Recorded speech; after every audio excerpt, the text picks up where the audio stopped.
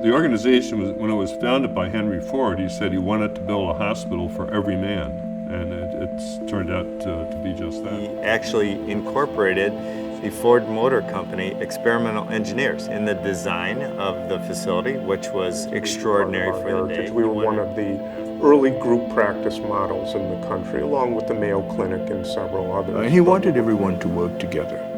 Henry Ford's fundamental philosophy was to get the best doctors he could, give them the best technology they could, and let them run with that.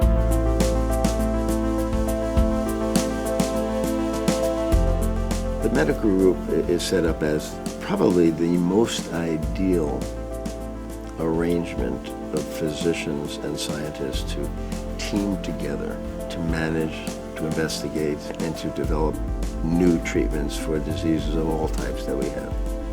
We're all employed. We all have as only one responsibility to do the best that we can for the patient, and if we're lucky enough to develop new treatments. I think the luckiest person alive is to have your job as your hobby. And there are not many days, it's been very rare, where I never wanted to come to work. And I think that to have an environment that cultivates you, that appreciates you, and I think that when you provide that, I think that's the true meaning of a medical group. And I think Ford has done that. Innovation is in our blood, it's what we do. We look for better ways. How do we get better? How do we improve? Whether it's on quality, whether it's on care, whether it's on surgery, how do we get better at that? There were several of us sitting around the table one day, and I said maybe we needed an insignia or something like this. And we formed a committee that got down to the basic core questions of who we are as a group.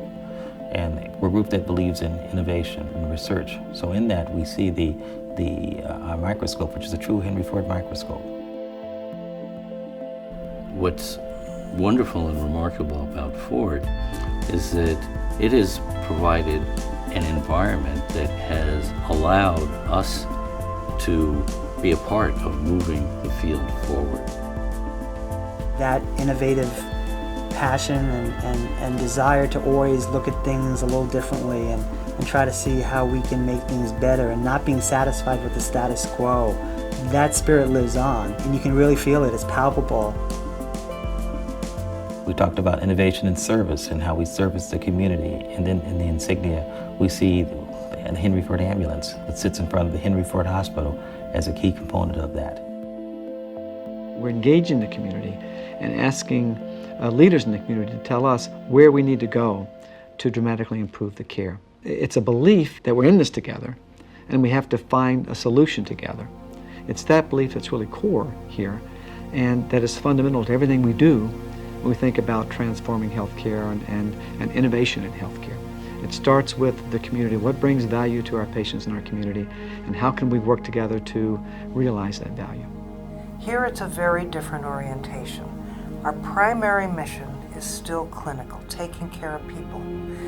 Being an educator makes us better at it because we're involved in new knowledge.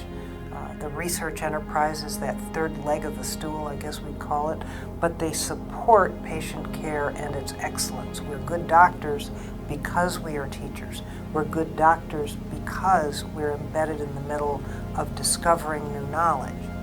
We have the culture of safety, and the idea is, how would you like to be treated? How would you like your family to be treated?